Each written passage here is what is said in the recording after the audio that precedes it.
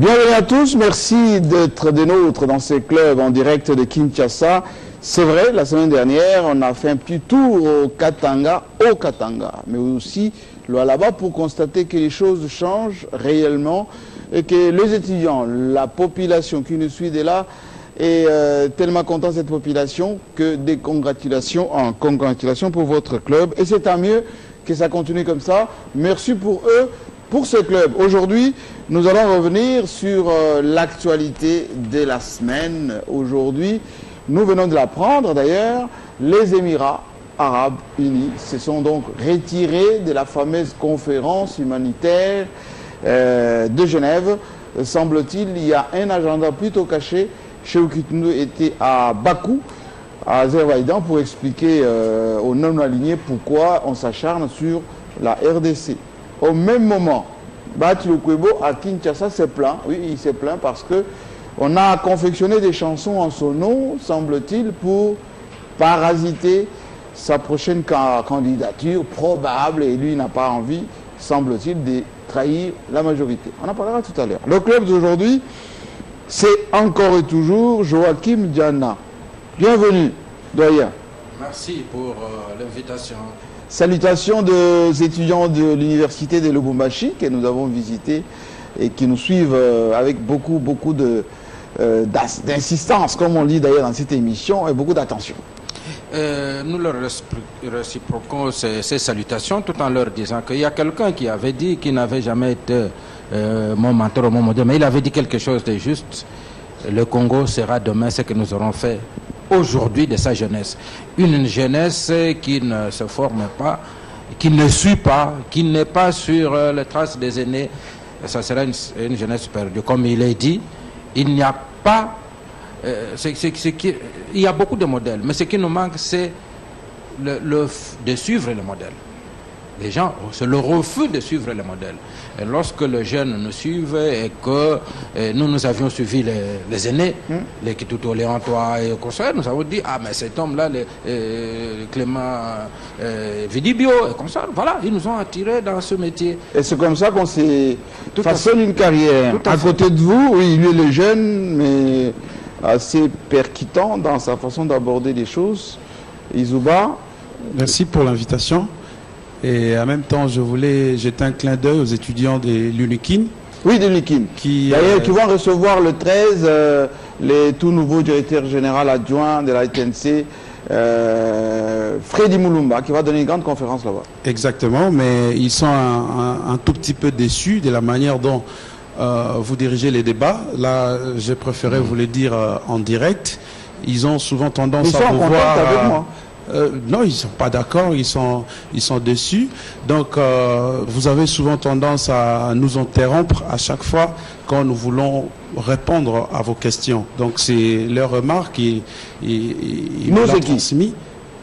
Les étudiants, vous... Non, qui interrompt? Qui? Vous, le présentateur. Et j'interromps qui? Parce que si vous êtes sur le plateau, souvent c'est moi. Par ailleurs, c'était Peter, parce qu'ils se sont inspirés de cette émission-là de la fois dernière. Non. Autrement dit, si vous êtes sur le plateau, c'est parce que vous êtes... C'est juste une remarque. C'est pour parler. Et donc, vous aurez tout le temps pour parler. Jean-Marie. Vous aurez tout le temps pour parler. Merci. Profitez-en pour faire passer vos messages, et c'est tant mieux. En face, Israël Moutala, gestionnaire du site 7sur7.cd. Oui, c'est cela. Je préfère plutôt ma casquette de journaliste. Pas gestionnaire. Gestionnaire, c'est une fonction administrative que j'aime pas trop. Je préfère... Mais on dit les nouveaux médias, c'est eux qui façonnent l'opinion maintenant. Dans l'interactivité, trop rapide d'ailleurs. L'interactivité, c'est vrai. Et puis, nous profitons des technologies de l'information et de la communication qui font que nous traitons plus facilement et nous diffusons plus facilement l'information. Avec un risque de se tromper peut-être. Oui, mais bon, nous prenons le temps de recouper les informations. Donc, les méthodes de recoupement sont les mêmes, tant dans la presse classique que dans la presse dite en ligne. Merci bien. Alors, lui, il est de Congo Web, John Lungila d'ailleurs, à qui j'ai transmis le message que j'ai reçu il n'y a pas longtemps, aujourd'hui même d'ailleurs, on me dit, il est assez philosophe mais nationaliste, à la manière de Diana. Ils se sont trompés ou c'est la vérité? Non, ce sont des réflexes qui en principe devaient être constaté chez tous les Congolais. Je crois que le plus important, c'est de rester droit dans ses bottes et de dire des choses de manière vraie. Et d'avoir des convictions. La vérité, des convictions aussi, oui. C'est vrai que la vérité blesse, fait mal, mais il faut dire la vérité. On peut avoir tort trop tôt pour avoir raison plus tard. Oui. Et le plus important, c'est ce que nous faisons humblement. Je vous remercie. Et j'en profite aussi parce que nous avons eu aussi à nous entretenir avec un groupe des étudiants de l'UPN aujourd'hui. Université pédagogique nationale. Oui, voilà. Les étudiants inscrits, admis aux sciences de l'information et de la communication, ils voudraient bien avoir une rencontre avec vous. Pourquoi pas des travaux en atelier pour bénéficier aussi de votre expérience. Volontiers, volontiers. Et d'ailleurs, je signale qu'il y a une grande conférence à Lubumbashi le 14 mai exactement, où j'ai donné une conférence à l'université de Lubumbashi. J'ai reçu déjà des invitations. J'ai donné ma parole. Au cas où, effectivement, je suis chez nous, je viendrai volontiers vous entretenir de la liberté de presse. C'est vraiment d'actualité à ce moment. Alors, on va juste aborder cette émission en posant cette question beaucoup plus directe à Edmo Izuba, qui est journaliste RTVS1, mais souvent percutant. On le dit tendance RASOP. Bahati Lukwebo, pourquoi il s'est plaint que cette chanson avec intonation JB Mpiana, avec des consonances un peu, je dirais, électoralistes, ou plutôt tendance campagne électorale, qui aurait eu tort ou raison de faire une chanson en son dos en me disant que c'est lui qui a fait la chanson? Les coups ont commencé? Surtout en dessous de la ceinture, hein, ça se donne traditionnellement et fidèlement à la majorité présidentielle depuis un certain temps. Je crois que c'était une fuite. Une fuite d'une chanson en composition. De manière officielle, JB n'a pas fait sortir cette chanson. Donc une fuite à partir du studio.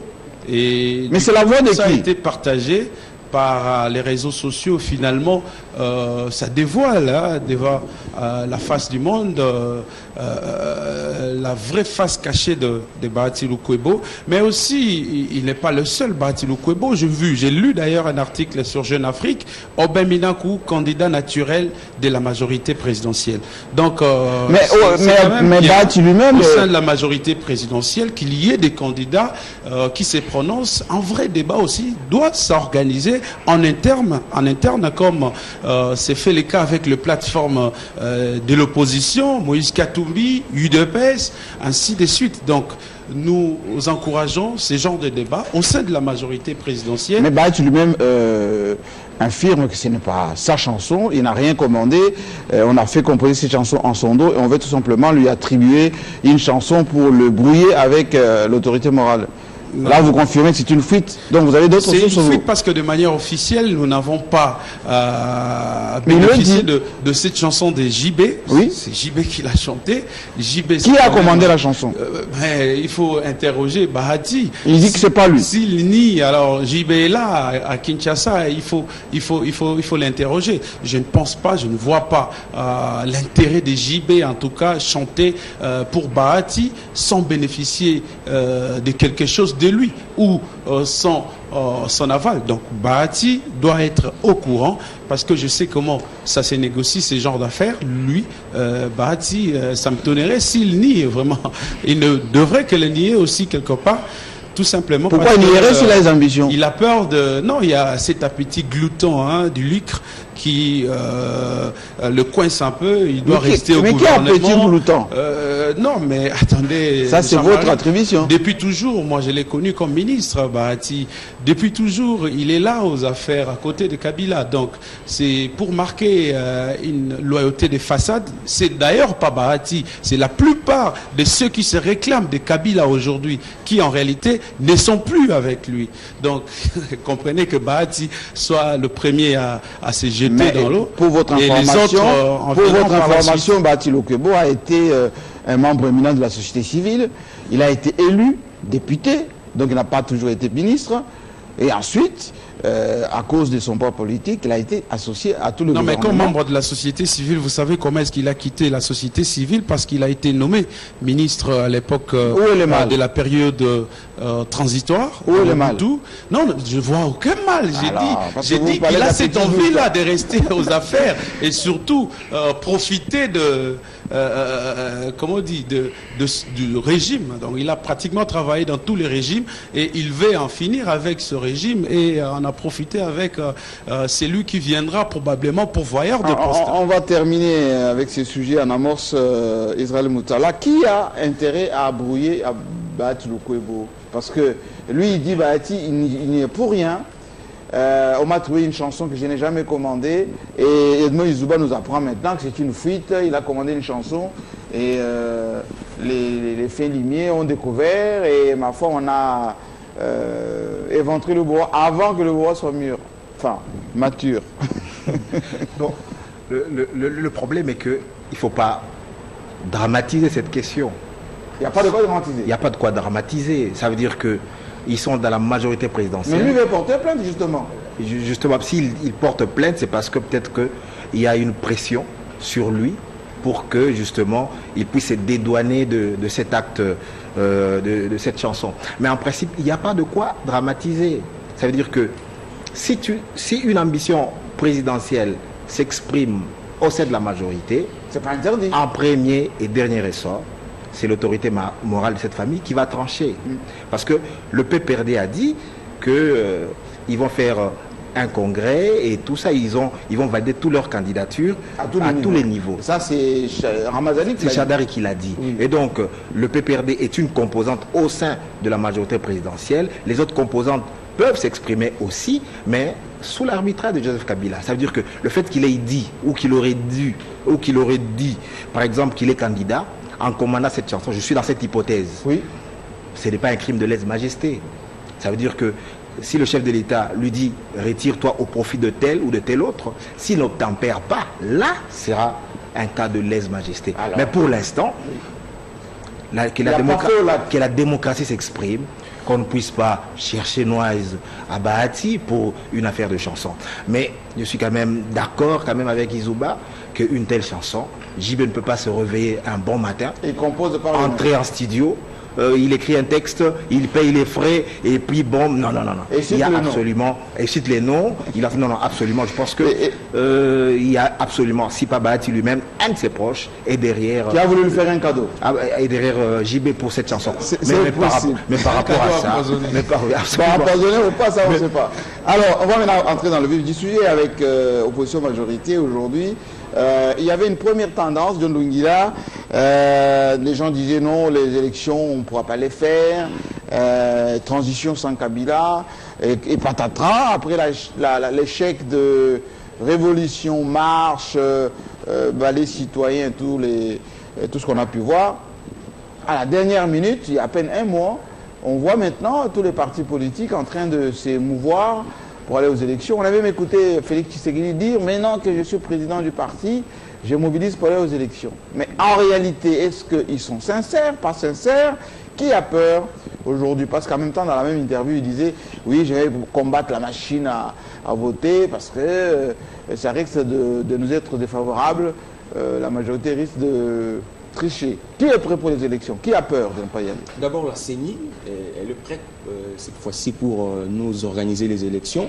Et nous avons des ingrédients assez réunis pour confirmer une telle position. Nous avons le calendrier électoral aujourd'hui que la CENI respecte jusqu'à hier. Et nous osons croire qu'il en sera ainsi jusqu'au 23 décembre. D'abord, la CENI, elle est prête à nous amener aux élections et elle est déterminée pour amener tout le monde. Je crois que pour le moment, nous devons nous contenter de ce que nous dit les techniciens au sein de la CENI et voir dans quelle mesure garantir la transparence pour éviter que l'on se sert des éléments de prétexte pour boycotter et refuser d'aller aux élections. Mais seulement, il faut reconnaître qu'aujourd'hui, je ne voulais pas parler de la peur, mais l'inquiétude a changé de camp. Parce que, Comment ça a changé de camp? Ça veut dire que hier, c'est l'opposition qui était beaucoup plus préoccupée de l'organisation des élections. Qui poussait tout le monde à aller aux élections. L'opposition qui voulait qu'on aille aux élections. Les calendriers, les élections. L'opposition y croyait même. Nous sommes le 1er décembre 2017, alors que l'accord de Saint-Sylvestre prévoyait les élections même au plus tard le 31, l'opposition continue à croire que le 31 décembre, il y aura élection. Et donc, aujourd'hui, que l'inquiétude, je ne voulais pas parler de la peur, change le camp, il faut s'interroger sur le pourquoi. Bon, d'abord, cette opposition tâtonne sur les pions ou les candidats. Comment il tâtonne? Parce que Katumbi s'est prononcé... Vous savez que si l'opposition veut aller aux élections, elle doit commencer d'abord par oublier Katumbi. Pourquoi? Parce que si c'est Katumbi qui doit être le candidat de l'opposition, ce que je dis, le président Kamere ne va pas me contredire, ce que je dis, il est maintenant président aussi, Félix Tshisekedi. De son aile. Voilà, de son IDPS. Il ne va pas me contredire, ils sont nombreux, que Katumbi ne remplit pas les conditions pour être candidat président de la République. Le choisir ou porter son choix sur Katumbi, c'est créer le blocage pratiquement. Ou soit c'est à un certain moment on va revivre ce qui s'est passé en 2006. Ça veut dire l'opposition ne sera pas aux élections parce que son candidat est invalidé. Alors si l'opposition, je sais que nous avons des acteurs politiques assez rodés qui maîtrisent bien les choses, comme les Kamere et consorts, je sais qu'à un moment donné, il y aura toujours une solution. Mais le plus important aujourd'hui, on aimerait bien voir cette opposition entrer en cadence, être en mouvement, un peu comme on voit aujourd'hui la majorité présidentielle. Quand je suis Chadari, par exemple, quand je suis Aubin Minakou, quand je suis tous ces membres qui sont de la majorité présidentielle, vous avez l'impression que les élections, c'est pour demain. Vous avez l'impression qu'ils sont prêts pour aller aux élections. Et je vous dis, la majorité se prépare pour aller aux élections. Et apparemment, elle doit même être prête à plus de 70%. Alors, merci. Alors, je vais demander à Joachim Diana, et la parole va tourner tout à l'heure vers Izouba. Qu'est-ce qui explique aujourd'hui les tantôt plutôt de l'opposition? Tshisekedi Félix Tshilombo de son état dit moi je suis prêt à aller aux élections, mais il le fait un peu en retard, il n'a pas encore fait la tournée ni à Kinshasa ni à l'intérieur du pays. Ensemble des Katumbi, on a vu son secrétaire général de l'ensemble, comment s'appelle-t-il déjà? Délice Sanga s'est contenté seulement de publier de communiquer, alors que à part le lancement des activités en Afrique du Sud, ils n'ont pas encore sur le terrain mobilisé personne, ni au niveau de la partie, ni au niveau de la plateforme. Mais cette acceptation d'aller aux élections va se concrétiser comment? On va dire sur le terrain. Écoutez, ce n'est pas un oui, mais on va boycotter quand même à in fine. Tout à fait, Jimka, j'ai toujours dit que beaucoup de nos acteurs politiques sont dans un univers théâtral. Tu sais qu'au théâtre, d'abord, on circonscrit l'univers, on dit le lieu scénique, le lieu théâtral, et c'est réduit jusque pour le besoin de l'action. Mais je vais me poser une question. Qui est prêt pour aller aux élections? Ce qui veut dire que qui y a déjà levé de fonds? C'est le nerf de la guerre. Qui sait avec quel budget? Nous sommes à quelques mois des élections. Mais l'IDPS limité à chercher 150 000 $. Pour le Congrès, ça a été tout un problème. Mais ils ont fait dans la parcelle. Les gens n'expliquent pas leur vrai.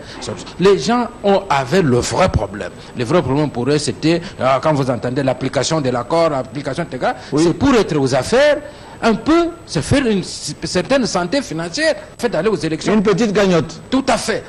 Pour le moment, c'est un vrai problème. Beaucoup ont dit Katumbi, c'est la manne Soros qui va tomber, ainsi de suite.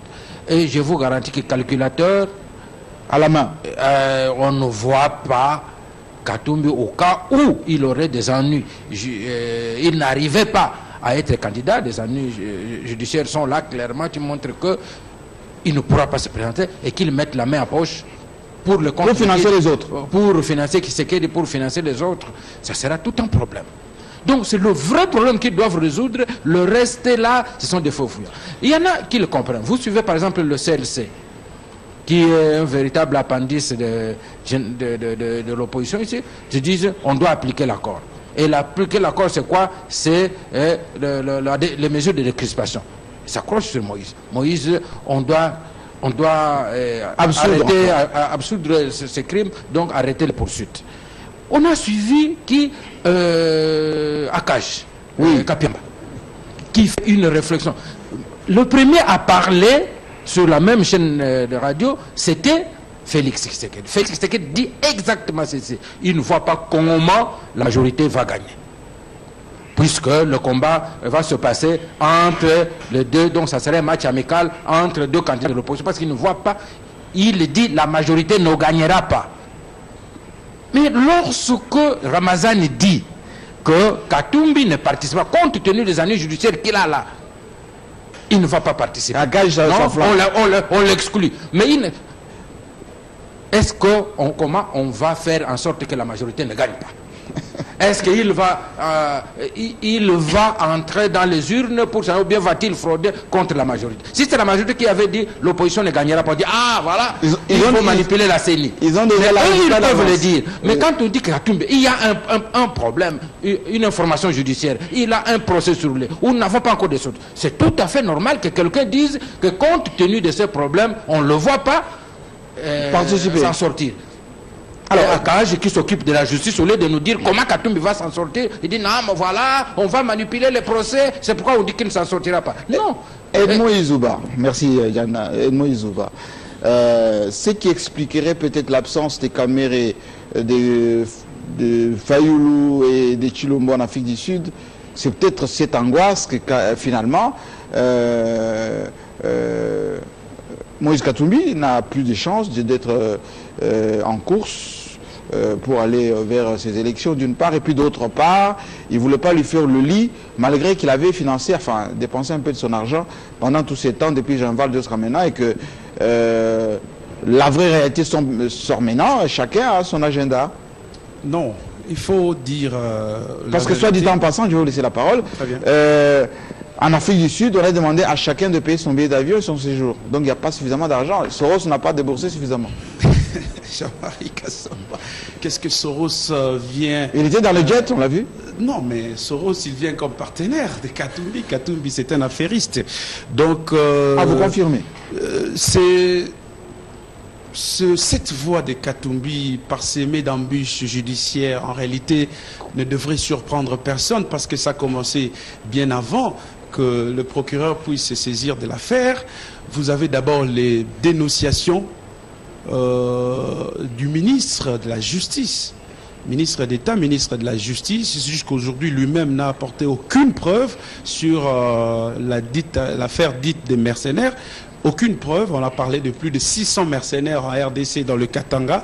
Personne n'a vu le mercenaire. Et puis après, sur base d'un article, il récupère... Ne dites pas que je vous coupe, mais lorsque vous parlez de mercenaires, lorsque quelqu'un recrute de mercenaires, il va les cantonner quelque part, et les mercenaires vont attendre qu'on vienne les déloger, ou ils peuvent disparaître parce que le peuple congolais attendait avec soif voir ces mercenaires-là, à quoi ils ressemblent, mais jusque-là, nous n'avons vu aucun mercenaire. L'américain était quoi? À part Lewis, les gardes-corps de Moïse Katumbi. Donc, je disais, la route, le chemin parsemé d'embûches judiciaires n'impressionne personne, mais nous connaissons bien que c'est grâce à l'accord de la Saint-Sylvestre que tout a été négocié politiquement.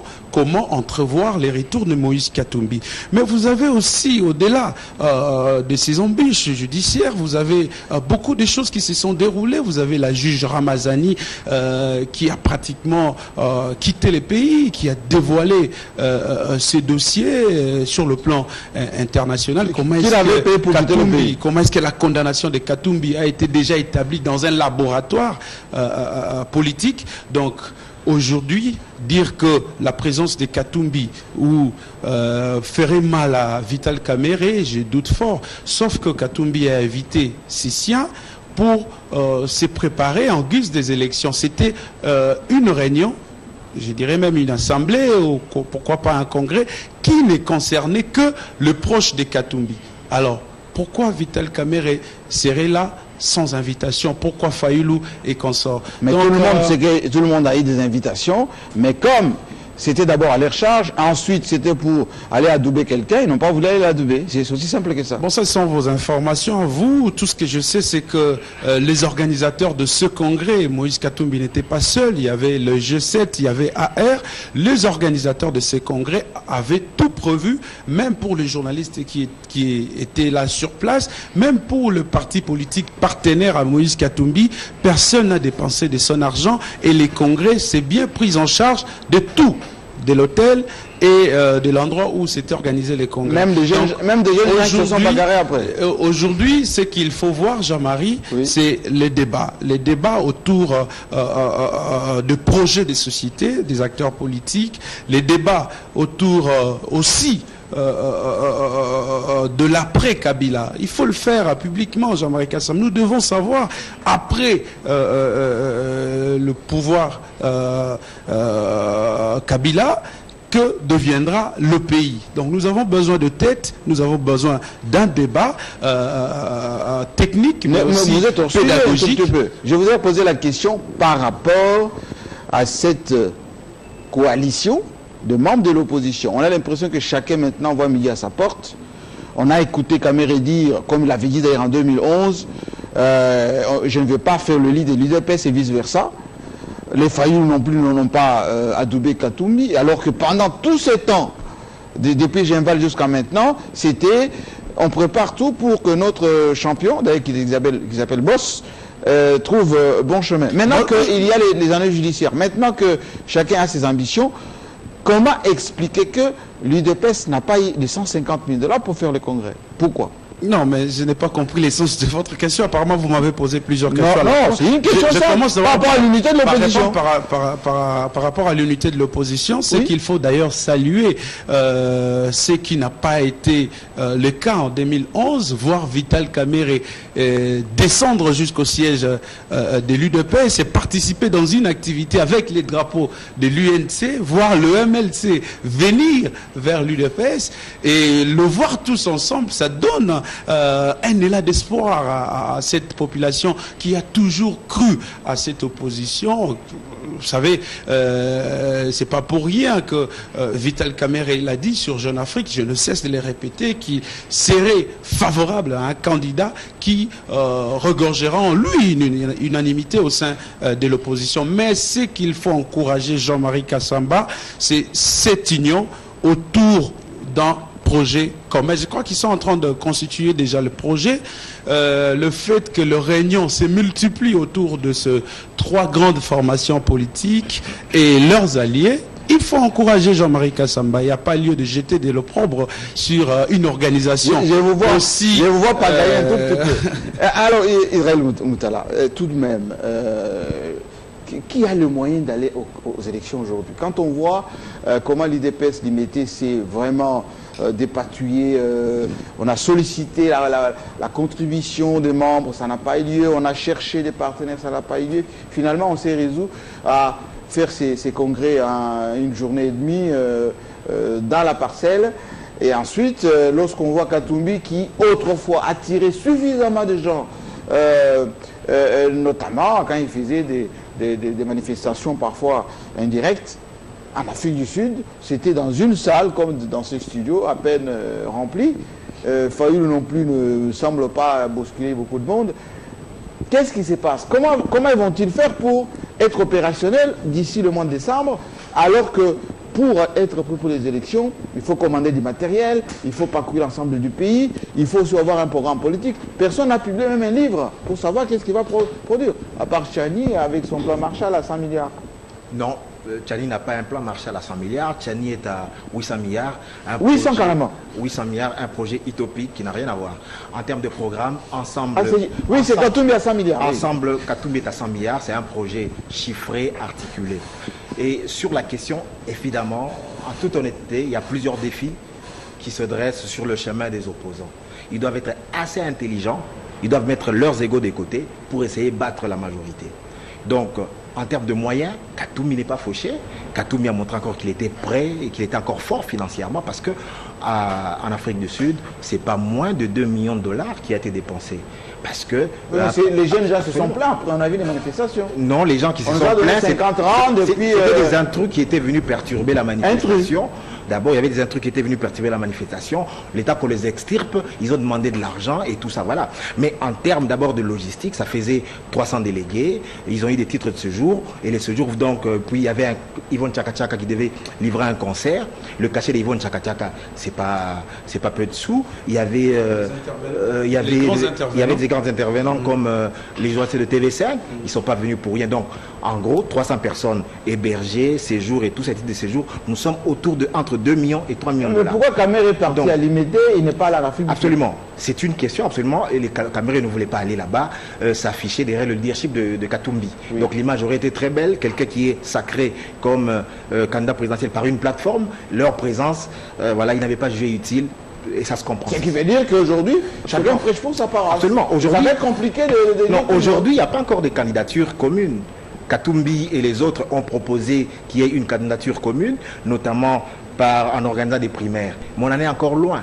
L'UDPS, vous avez eu raison de le soulever, a peiné justement à lever près de 200 000 $ pour organiser un congrès. À peine 200 000 $. Ouais, c'était 200 000 $. L'UDPS a peiné. Donc ça montre que la machine UDPS a un potentiel, mais il faut restructurer l'administration. Il faut travailler dans les fédérations pour que la ferveur revienne à la base et que les gens cotisent. Mais dans combien de temps? Il nous reste quelques mois. Le temps, en tout cas, le temps joue contre l'opposition qui doit se mettre en ordre de bataille. Il faudra aussi justement que les katumbistes envisagent un plan B.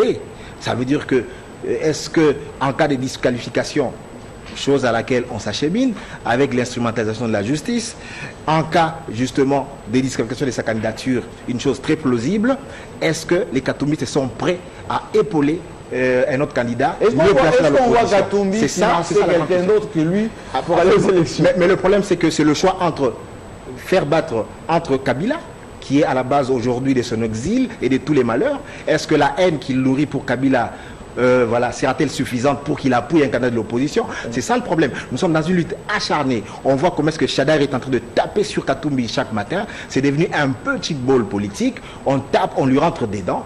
Ceux qui sont là-bas de son malheur ne sont pas dans l'opposition. Ce sont ses alliés, ses ex-alliés du pouvoir. Parce qu'il sera assez intelligent maintenant pour dire, voilà, qu'est-ce que je fais pour battre le poulain de Kabila? C'est ça la réflexion. Alors, est-ce que le plan B de Katumbi, c'est de désigner quelqu'un de sa plateforme ensemble pour être candidat, ou c'est s'aligner, c'est soutenir Félix Tshisekedi ou Vital Kamerhe? Donc ce sont des choix stratégiques que Katumbi sera amené à prendre d'ici juillet. Alors, j'aimerais bien quand même, Louis, là, dans cette problématique de l'unité de l'opposition qui est dans l'impropriation quasi complète pour aller aux élections, par quelle magie on a écouté par exemple Léon Kengodondo en 2011 dire « Je suis allé en rencontre de Tshisekedi pour qu'on puisse se mettre ensemble ».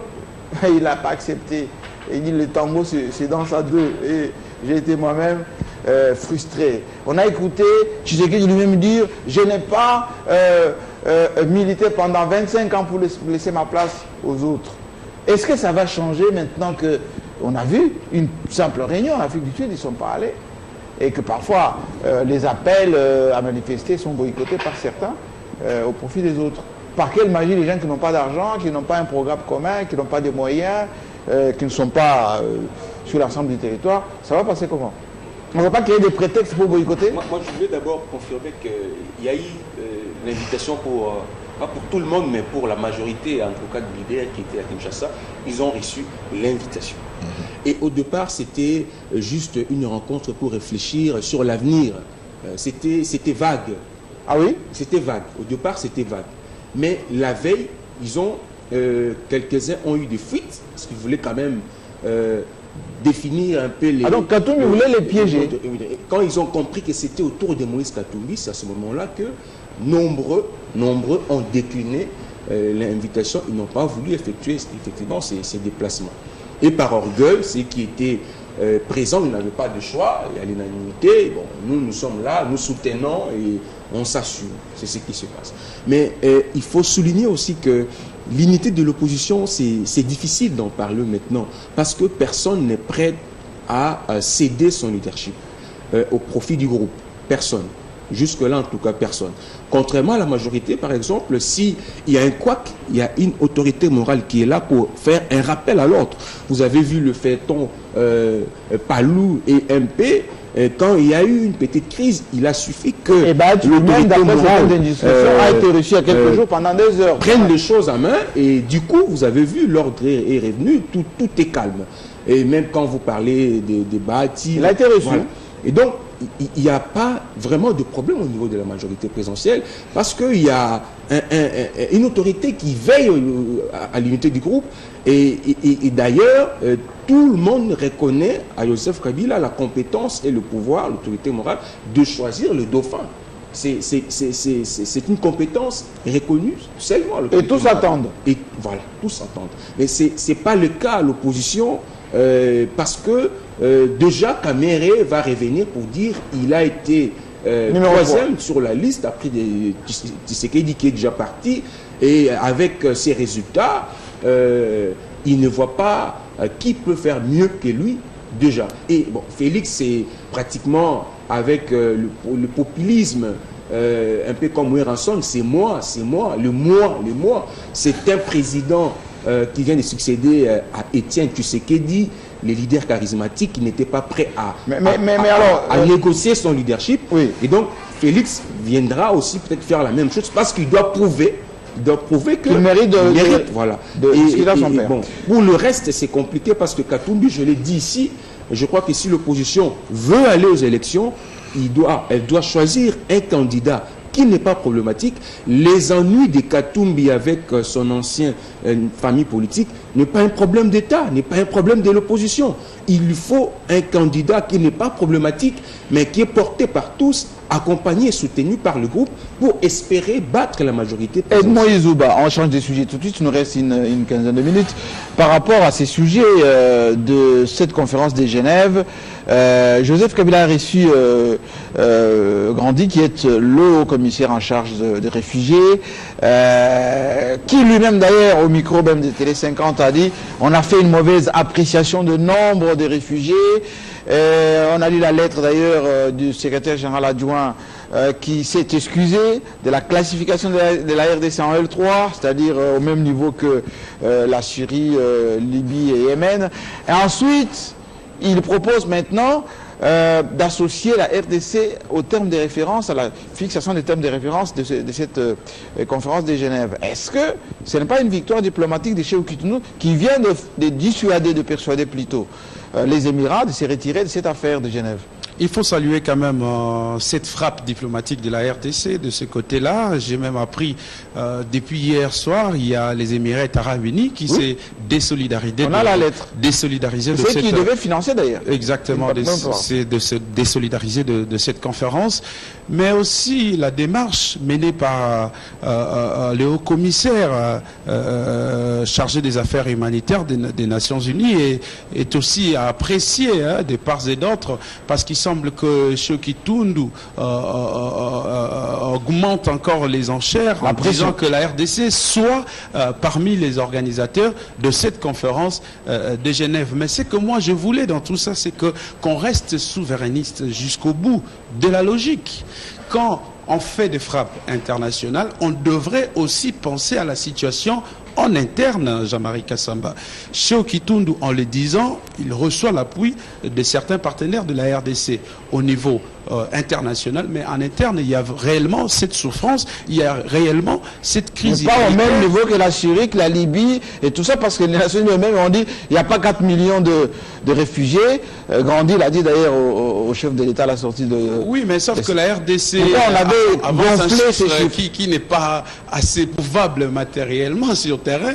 Pourtant, ce sont des agences des Nations Unies qui sont sur terrain, bon, qui se trompent, parce que le haut-commissaire l'a reconnu, qui se trompe, mais la RDC devrait au maximum prouver à la face du monde que ces chiffres étaient aussi réels, qu'on qu'on pense actuellement. Donc, sur place, à l'intérieur du pays, surtout là où s'exécute, où il y a des hostilités énormes, il n'y a pas de méthode de prise en charge mise en place par le gouvernement congolais. Il n'y a pas de méthode. On a parlé des 100 millions de dollars qui sont ouverts dans ces fonds humanitaires. Non, mais ça c'est le financement. Mais il faut conduire ces financements vers ce peuple qui souffre, Jean-Marie. Vous savez, ce peuple-là qui meurt pratiquement chaque jour dans des camps de réfugiés, mais aussi d'autres sont exposés à l'abri des intempéries, n'ont pas besoin de discours, ils ont besoin de cette compassion du gouvernement. Ils en souffrent, cette population. Maintenant, il faut maintenant entrevoir, parce que ceux qui nous disent que nous ne sommes pas à ce niveau L3, mais quand on retourne dans l'histoire de la RDC, on se rend compte que nous, on a des nombres de morts un peu plus élevés que d'autres pays tels que cités. Nous avons des millions de morts. Mais en Syrie, on ne parle pas des millions de morts.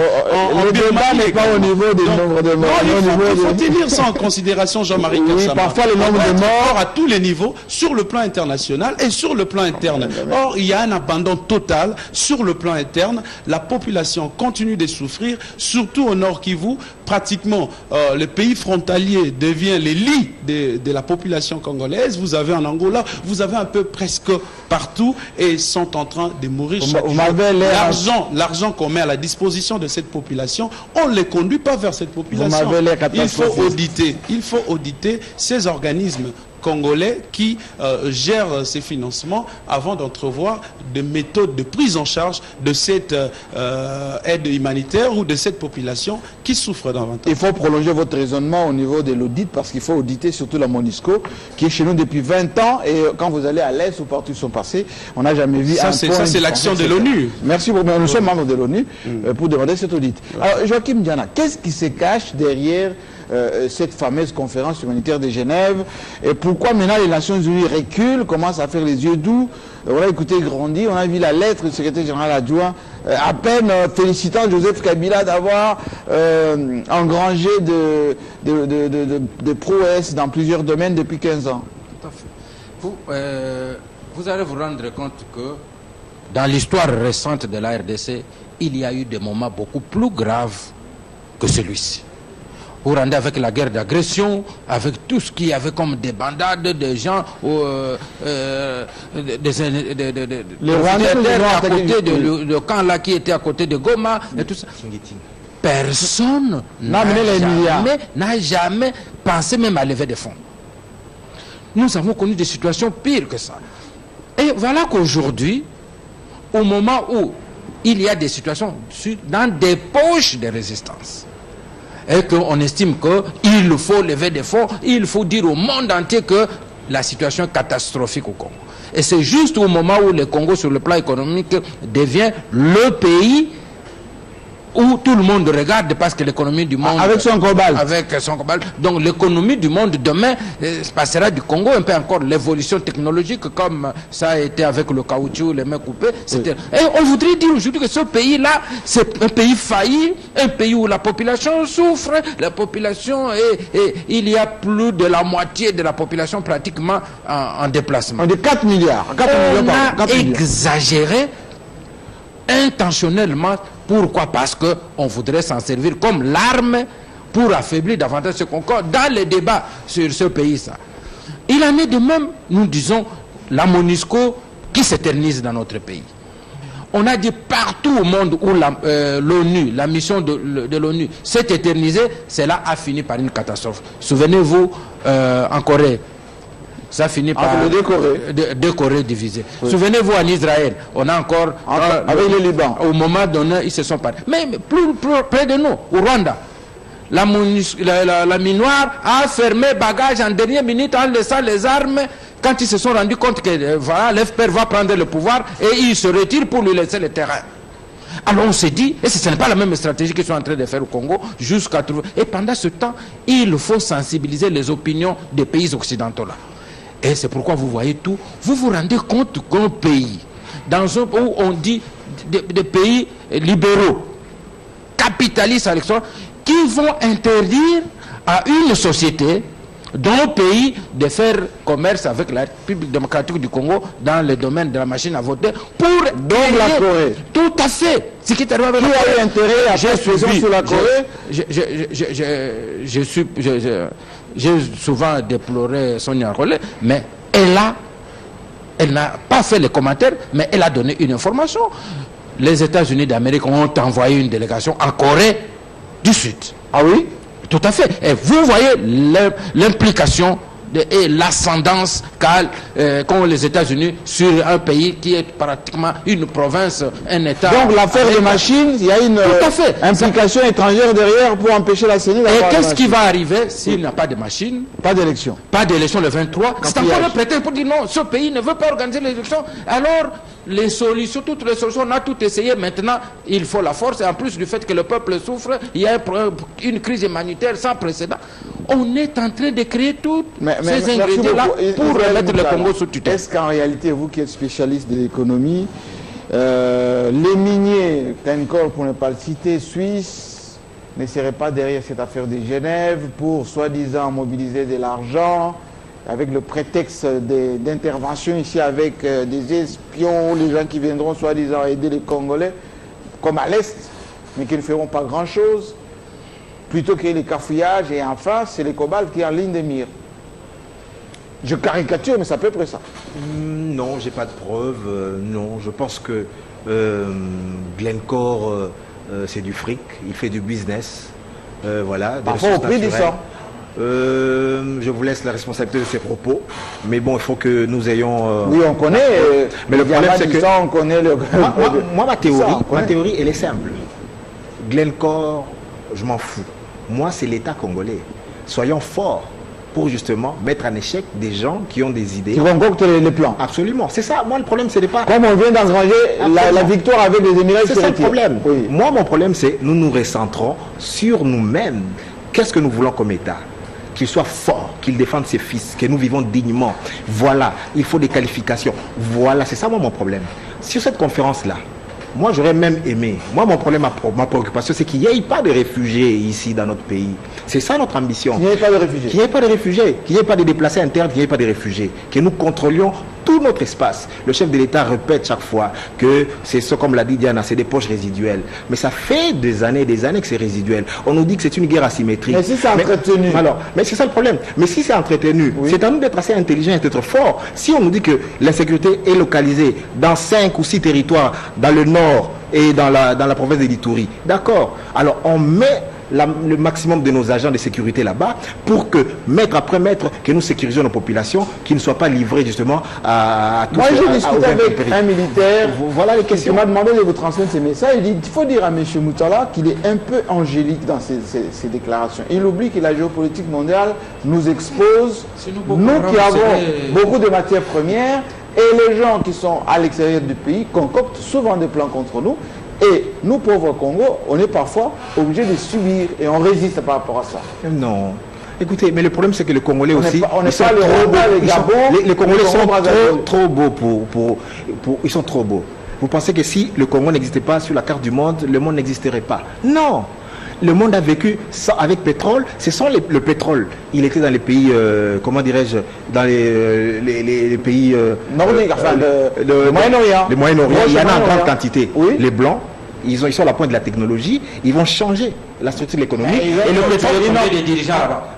Mais attends. Les dirigeants pétroliers. Non, mais c'est ce que je vous dis. Vous voyez, ça veut dire qu'aujourd'hui, vous allez encore dire que nous avons le cobalt. Oui. Mais il suffit que l'homme blanc invente quelque chose d'autre et puis le cobalt va retomber. Donc jusque-là, même le cobalt aujourd'hui, ce n'est qu'une matière brute. Est-ce que le Congolais, nous-mêmes, qu'est-ce que nous en faisons? Est-ce que nous savons l'exploiter, l'utiliser, le transformer? Non. Ça veut dire que nous allons le vendre comme matière brute qu'eux vont transformer. Donc nous n'allons exploiter, nous n'allons pas d'accéder au marché financier. Nous n'allons pas résoudre. Oui. Nous n'allons pas résoudre la question de notre développement par rapport à ça. C'est nous-mêmes d'abord. Ça veut dire que le cobalt, il est là. Est-ce que les Blancs vous ont défendu à vous-même de prendre votre cobalt, de l'exploiter, de transformer ça en batterie? Non.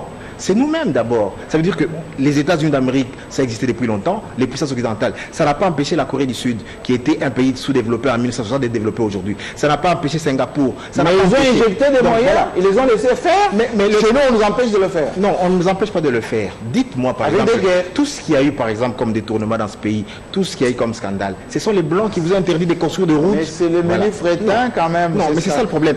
C'est dangereux cette façon de voir notre échec, de jeter la responsabilité de notre échec sur les autres. Soyons responsables pour une fois.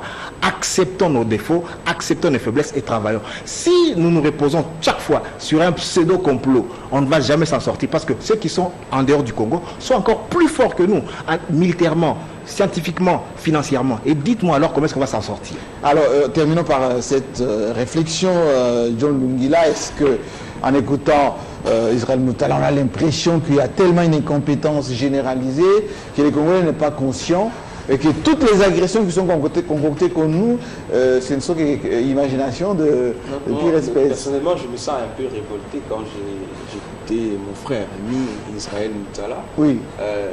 Comme d'autres. Il ne serait pas un peu l'ambassadeur de ceux qui veulent du Congo? On a parlé Soros, c'est toute la bande. À l'exemple de cette firme des Suisses, tout ça. Mais avec en poche un budget au-delà de 200 milliards de dollars. Oui. Si vous faites l'écart entre l'argent ou le capitaux que ce gens rapportent chez nous pour exploiter nos minéraux, c'est pratiquement le budget du Congo, je ne sais pas fois combien. Oui. Et vous savez comment mesurer l'influence qu'ils ont sur nous et imposer leur point de vue. Je participais à un atelier de formation pour comprendre comment le mode opérandi des impérialistes, surtout ici chez nous, avec un professeur belge, nous avons évoqué toute cette question-là. Israël, tu ne peux pas avoir peur de l'armée américaine parce que c'est l'armée la plus forte du monde. Mais elle n'a pas gagné beaucoup de guerres. Aujourd'hui, il y a un général américain qui a dit et a confirmé qu'aujourd'hui, pour remporter une guerre, il ne faut pas seulement avoir une armée forte. Parce qu'aujourd'hui en Afrique, attendez, sinon la Corée du Nord, il a fallu des décennies et des décennies pour que les États-Unis acceptent d'ouvrir une ambassade au Cuba. Et les Cubains ont résisté. La force, il y a le peuple uni, un peuple uni est plus fort qu'une armée, je ne sais pas moi, plus forte ou plus puissante du monde. Si le peuple cubain était uni, aujourd'hui, les Américains ont été incapables de déstabiliser les Cubains. Donc, si le peuple congolais est uni aujourd'hui, même si l'armée américaine est le plus forte, elle ne saura pas nous battre. Donc, il faut comprendre que ce que Israël évoque ici, c'est peut-être pour protéger certains intérêts, mais il faut reconnaître parce que tous ces firmes qui viennent exploiter nos minéraux, ils ont des fonds de moyens pour financer, amener des dossiers, créer des à 4000 avocats pour salir l'image de la RDC, aller déposer des dossiers dans des parlements européens, créer des motions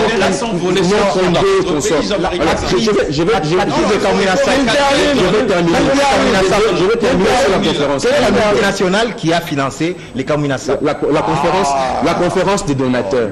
Vous savez, cette conférence, c'est pratiquement la suite logique de ce que Kinshasa s'est convenu avec l'ONU, juste au mois de janvier, avec le plan d'action humanitaire. Alors, on ne peut pas organiser une histoire, c'est de la prostitution. Vous fréquentez l'Europe, il y a des vitrines où on expose des filles. Et si vous êtes intéressé, vous venez, vous ne payez pas à la fille, vous payez à la caisse. C'est ce que les Nations Unies veulent faire avec le Congo. Ça veut dire présenter Kinshasa comme un pays où la crise des déplacements est plus grave dans le monde et séduire. Attendez. Séduire les donateurs aussi grave qu'en Syrie ou en Libye et tout ça. Séduire. Ça veut dire que ils ont menti. Absolument. Séduire les donateurs. Cette question. Il y a un vrai problème avec Israël. Très vite. C'est de croire que le fait de faire les efforts à l'intérieur, ça nous empêcherait de dénoncer. Mais sinon, quel serait notre effort? Mais le fait de dénoncer, c'est déjà un effort. Non. Et on dit en Lingala au Monindo Kibelela. Ça veut dire ça. Alors, lorsque nous crions, c'est déjà aussi un effort. Vous avez lu le livre qu'un officier français vient de dire comment ils ont travaillé. Et sous l'angélisme de l'humanitaire, oui, pour aider, ils ont amené les armes. Ces gens sont tellement forts. Mais ils sont tellement puissants que nous sommes quand même arrivés à modifier le code minier. Oui. Hein? Ils sont tellement forts. C'est la volonté. Alors voilà. C'est la volonté. Ce n'est pas un effort. Il faut remarquer à Diana, nos minéraux sont volés chaque jour dans notre pays. Il y a même des instances internationales. On parle aujourd'hui de la famille d'Anne Gettler, c'est un rapport des États-Unis. C'est un reflet quotidien terre à terre. Frappé par des sanctions. Oui, mais qui vole ce minerai? C'est pas le reflet quotidien de la rue. Ça va où? Les minéraux qui sont une transformation géologique de plusieurs milliards d'années, qui sont de matière puisable, on le vole. Mais allez au Nord Kivu, monsieur Mbayo Stalé qui était ici, il a eu à perquisitionner plusieurs véhicules du Rwanda en train de voler les minéraux congolais. Et alors, il ne faut pas dénoncer. Non, il faut le dénoncer, il faut le faire. Les Rwandais aussi qui volent. Il y a une sécurité là-bas pour qu'ils continuent à voler. Il ne faut pas prétendre il faut qu'il y aura d'autres multinationales qui viendront continuer à voler. Mais il faut lutter contre ça. C'est le Rwanda qui va fabriquer la voiture propre. Il faut dénoncer et courageusement rompre des relations parce que la famille d'Anne Gettler et Glencore semblent bénéficier